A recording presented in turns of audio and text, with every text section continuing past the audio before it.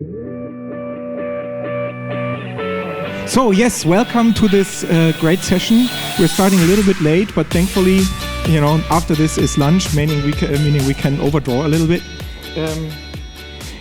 The way that I want to set this up, while these guys are being hooked up, is the following way. I asked each one of these guys to bring one slide as to give themselves an intro. So I didn't want to have everyone talk about the CV, like I started in 1985, in preschool or something. I wanted each of them to start with a story that tells something interesting about what they're currently working on, what they've learned, what's important to them.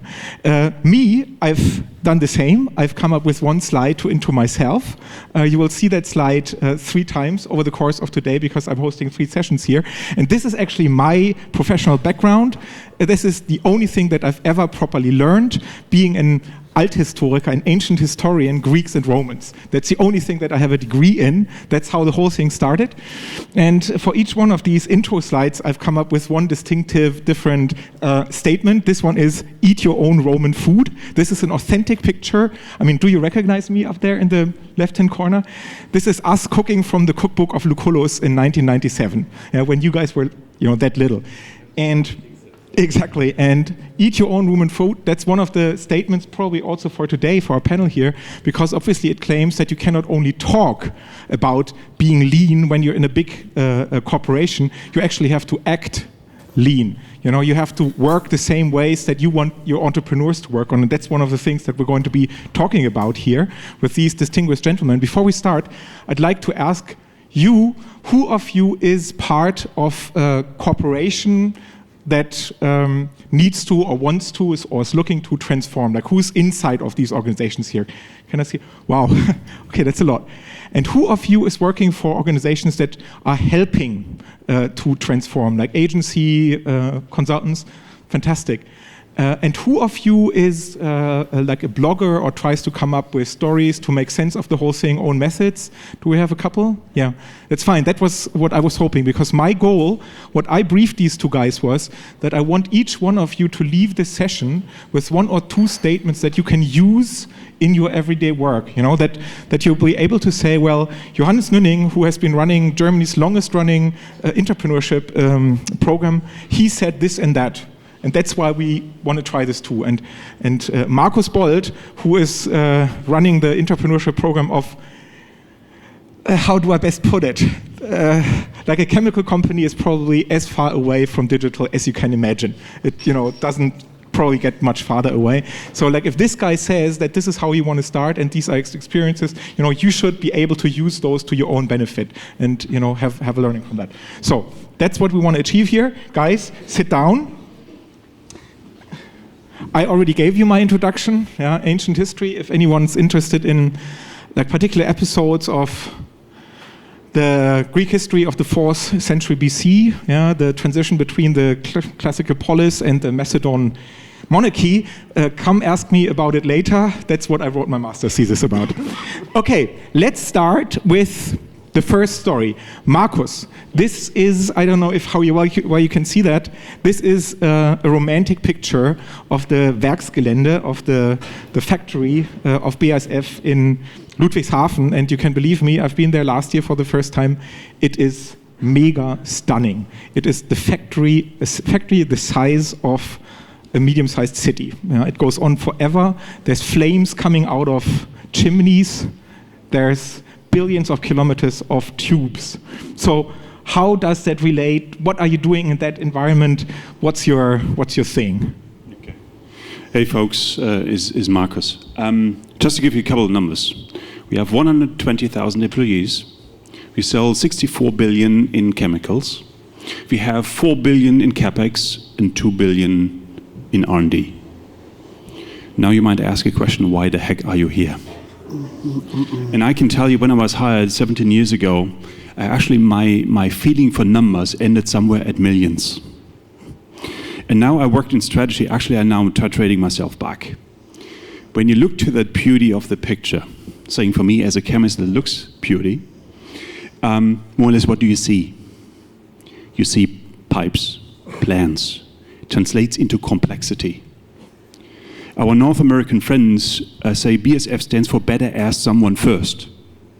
That means we are a nice assembly of specialists, which transforms how quick and how slow are you in making decisions.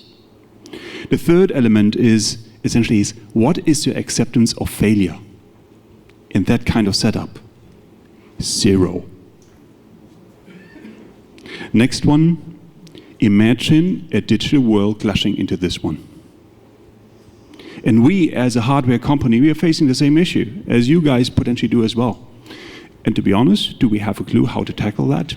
Not really. Then, one of the key essence what I learned in my 17 years is core business will always win. So the hook, and I know you might ask, who are you?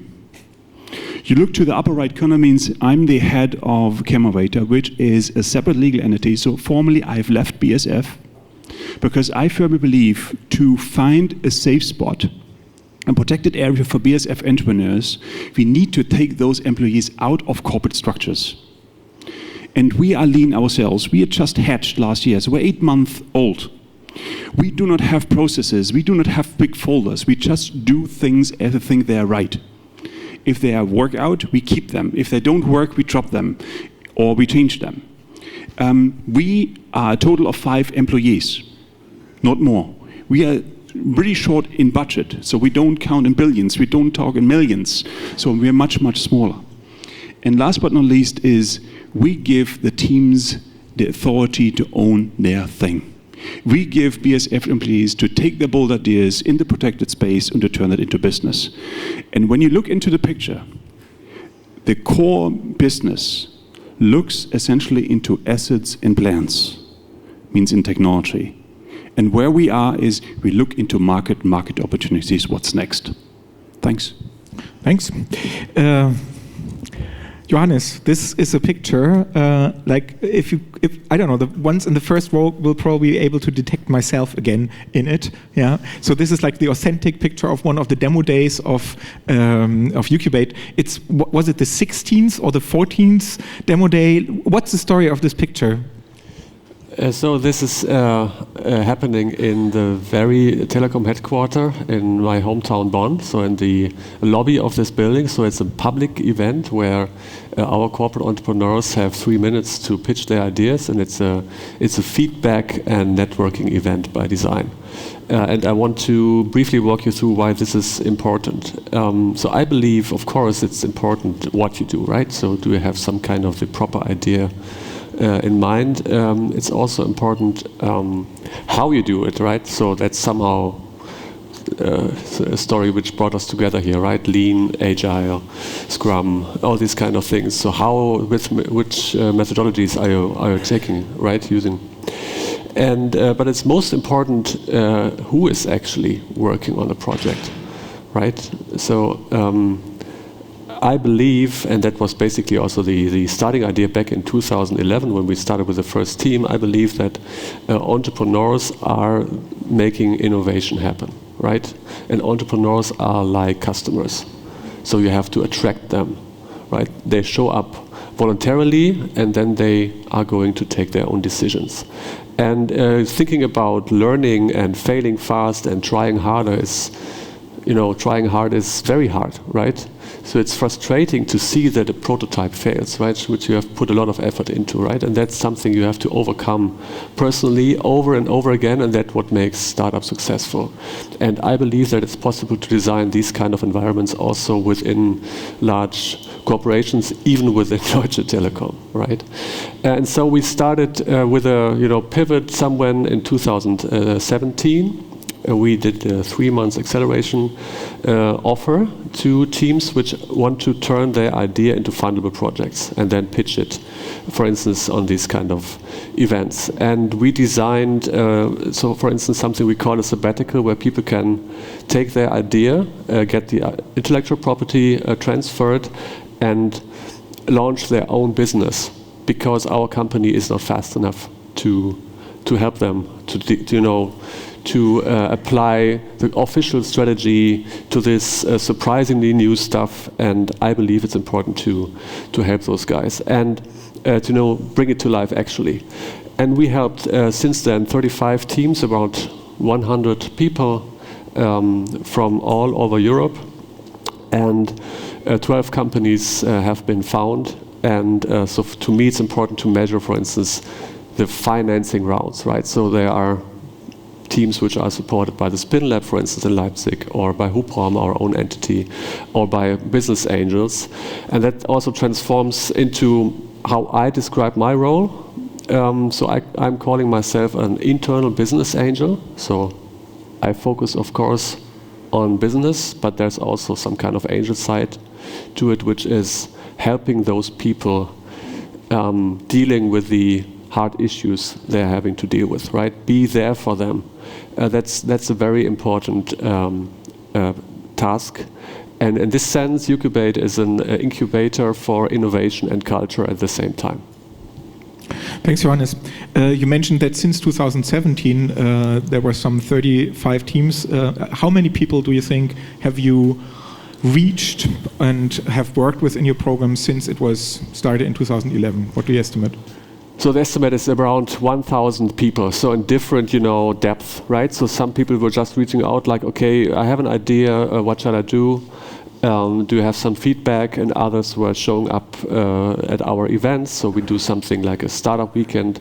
We have done it 2 times a year since 2013. So we have about 350 people attending these events. So over time, the number of people involved grew, right? And it's not so many people who have since then left the company. So it really changed their behavior fundamentally.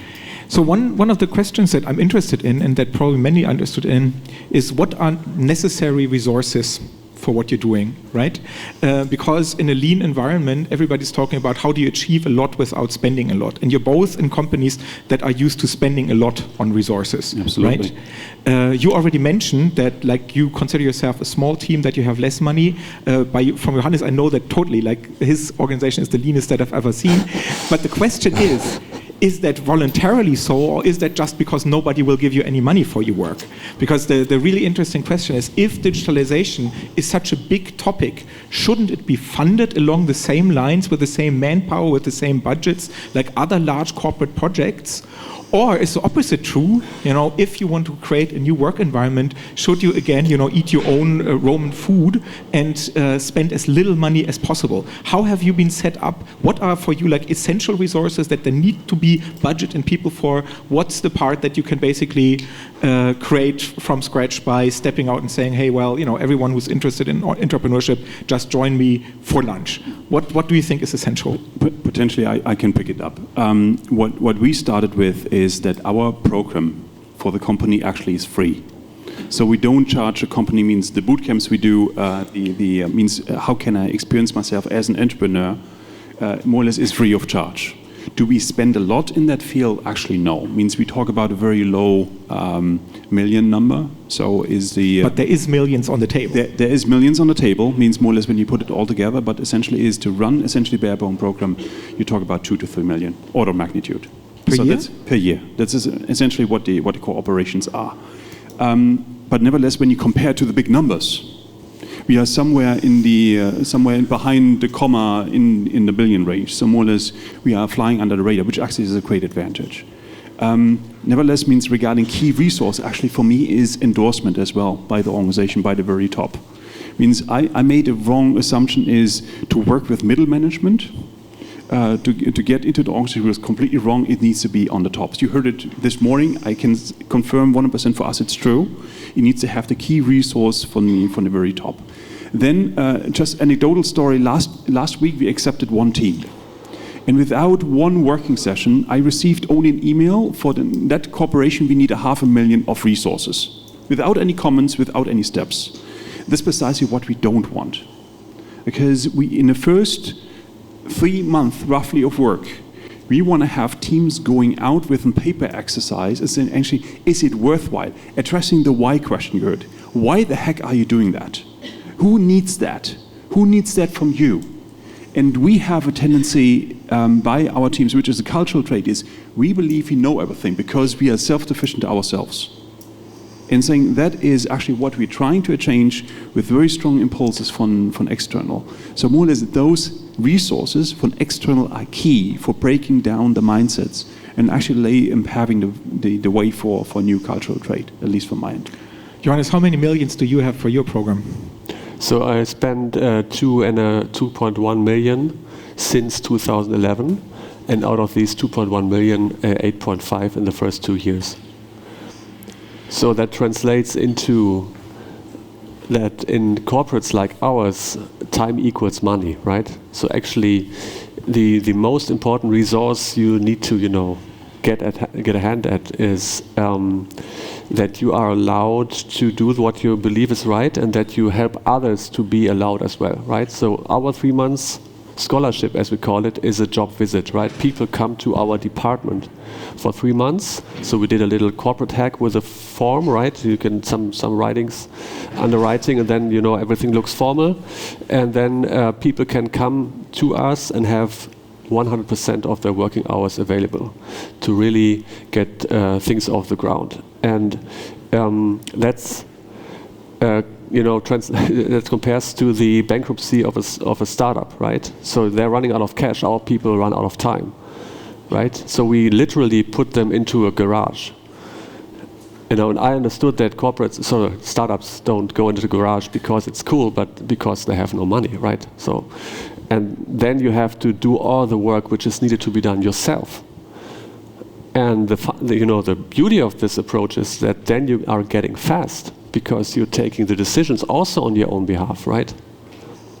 And I know that our teams are at least 100 times faster. I would say even 1,000 times faster than all the official innovation and product development processes within an organization, right? And even if there's no, countable outcome after 3 months, or maybe people move on after 6 months, or maybe a year or so, the learning impact is very high. And maybe something I need to add here is that we are open to any idea people come up with. Right? Typically, they are somehow related to digitizing something, right? And maybe as a telecom, we are in the middle of everything, so we are open to more or less every industry. So that maybe we have fewer limits than maybe other industries, but definitely fewer limits than the chemical industry. The learning, sorry, one last sentence. The learning intensity comes from the personal involvement of those people with this very problem they are working on, right? So they are very, very serious about what they work on, right? And the management sometimes isn't. And that's my job to protect those guys from this arrogance. And I believe, so last sentence, so companies are much smarter than the management, right? Because they're just, 10x more people involved. Maybe 100x people more involved than the top management or the management, right? It's not about stupidity of those individuals. It's just about, okay, those people are making their minds up every day regarding their job and their lives, right? And tap into that. That's basically the beauty of this. Thanks. You were already mentioning that Deutsche Telekom is probably better suited than many companies when it comes to dealing with digital ideas. Chemistry industry or BASF probably isn't, and so one of the central questions is that I think that we're talking about this entire day: can lean and everything we know about building startups really be applied to any new venture, to any new environment? Are there limits to that? And obviously, one could assume that in an industry like the chemistry industry, where you have huge numbers of large products that are exclusively dealt B2B and often very much at the beginning of the value chain, producing like a pre-product for a pre-product that's then delivered to a pre-deliverer and someone who will eventually sell it to a product maker that will then buy it or sell it to an end customer. Can lean, or to which extent can lean even work in this? I mean, you have now 8-9 months of experience in Chemovator. There have been a great deal of ideas. Is that a match, or does that work at all? Do you have to come up with your own methodology? How much can you profit from the processes that people like Johannes are establishing in more digital companies? Okay, saying there is no clear answer means from that end. It means so far we have seen 37 internal ideas, and it's a blend all over the place, coming from classical hardware innovation down to logistics and pure digital. So we have all in between. And our core is it needs to be somehow connected to an ecosystem chemistry. So that's a given. Do we have means I would argue if chemical industry is clueless about digital, is when I started 20 years ago in research, means I'm a chemist by training, actually then in silico research was already on the brink of being applied. So more or less it's not new to the industry. What is new to the industry, what alters go-to-market in the front end is actually how B2B relationships are shifting. So is the time of business models where more or less you produce stuff, you put it in a blue barrel and you ship it somewhere, and customer is happy. If you produce that stuff in spec, is that just enough? And I would question it for the next 10, 15 years. Because essentially it will be much more going direction of trading platforms, of platform economy, which more or less ask us essentially, who are we? How are we then a company who is selling competency associated with chemicals? Are we just a producer of chemicals? What is our future business model? And when you look to the ranges of businesses, the mothership is I refer to call to the mother company, is it truly depends on the business segment you're in. If that is automotive, if that is construction, if that is agricultural, and the answer for that might be different. Where I see the value we bring. I actually participated one of Johannes' sessions. I participated many other sessions. So we followed truly the principle of an open architecture from us to outside market, because I firmly believe is to look and to learn how others do things, and more or less what they have failed and what is working, what is not working. We do not follow any design principles. So we don't do saying you need to do design thinking. We don't do that. If that helps to a certain task, good. If it doesn't help, don't use it. So simply, we do not have a firm set of schools we follow. So simply, it truly depends what makes sense in a particular situation. And more or less, to my pre-speaker, I like that why question very much. Why are you doing that? And see, more or less, that is rather the sense of the activities we do. Let me add one final thing is which is much more in that direction of failing and testing and validating, which is potential for us as an organization much newer as part of the digital thinking.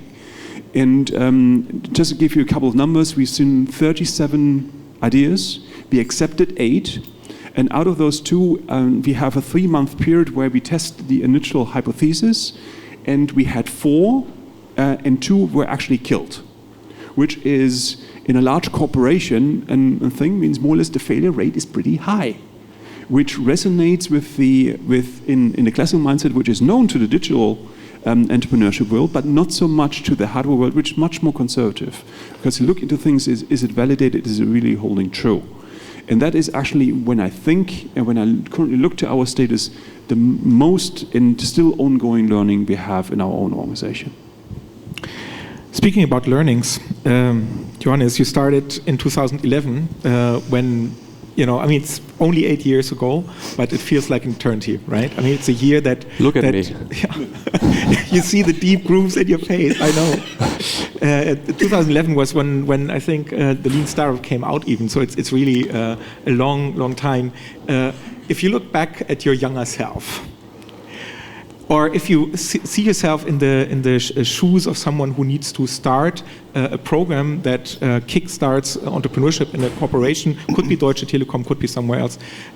If you had to do that again, after 8 years of doing this, do you have 2 or 3 points that you would do differently, or where you put more emphasis on, or where you, in hindsight, would have needed more resources? Like, to everyone in this room who needs to step up to someone proposing like a useful program to the organizations tomorrow or next week, what are the things that need to be put most focus on from your perspective? Well, if there were one thing, I would say so the program really took advantage from the moment when we stopped making choices, right? We don't kill anything. We don't stop projects. Because when you really believe that, innovation is a result of entrepreneurship times creativity, right? An equation in this kind of, in this sense. Then entrepreneurs take their own decisions, so they find another investor. So if your mothership tells you you cannot move on here, I want those people to be having a mindset like, okay, I'll try to find my own solution then. Maybe somewhere else in this company, or in a mixture of internal and external, or in funding my very own business, right? So in the beginning, we made also choices. So yesterday, I looked into my old files from 2011 and even 2010 when we, trying to set this UQBATE thing up, and that was very much reflecting something. We want to look for people who are good enough and stuff like that, right? And this is something I would strongly advise you not to do, but think in making offers, which attracts people to show up and take their own ideas seriously and help them step by step. Typically, you have to help them grow as a person in the first place, right? So, in a sense, we are creating entrepreneurs, because we believe that everybody actually can be an entrepreneur, or actually is an entrepreneur with managing his life. Anything you would not do again? So I would not do communicating so little as we do today, right? So I think it's very important to have a very, very professional communication wizard at hand, right? Who is able to fiddle with the internal and external communication channels on a daily basis. Really have something to say every day somehow, right? And maybe a final thing when it comes to preaching how great these projects are. So UQBATE is great, of course, right? But I think it might become even more obvious if you talk to those people who are attending the offers we are making, or have built something to a certain extent. So talk to those people, or bring those people to the front line and let them tell their story. Markus, since you are a trained chemist and this is the first time that you've been tasked with bringing up or establishing an entrepreneurship organization, just make maybe one short statement on, after 9 months, what's the one thing that surprised you the most, that you didn't expect to that extent and that could work also as an inspiration to others? What really surprised me, I echo to a certain degree, is classical corporate structures do not work for the task we have in front of us. One example is corporate communication. We ask is, here is our standard way of communication, please come and see us and submit your ideas. Didn't work. We went through social media, through alternative channel, means outside of the corporate structure. That worked. Second is what we assumed is we are so savvy, we know everything, means more or less we have entrepreneurs in our own camp, and putting them on stage is more or less you can pitch your idea. We had many, many pitches, and Christoph knows what I'm referring to, is we needed to ask after 15 minutes, what is your idea? So just one key learning, and saying not out of bad intentions, simply is those guys, those founders, internal need help to find their voice, to find a way how actually can I describe the essence of my idea. The next learning means more or less what I would like to give you on the way is don't try to be everybody's friend, because is just pick out one path you want to do, one task you want to fulfill, one hypothesis, and follow that one through. And everything else forget. You cannot be everybody's darling. And if you try that, you will fail. Which is something that none of us would want to do, right? Thank you so much, guys. This was a fun exchange. These guys will be around the entire day, so please talk them up, find out more, because they both have tons of stories to tell behind this one glimpse that we just showed today. Thanks for your attention. I'll see you later on more panels.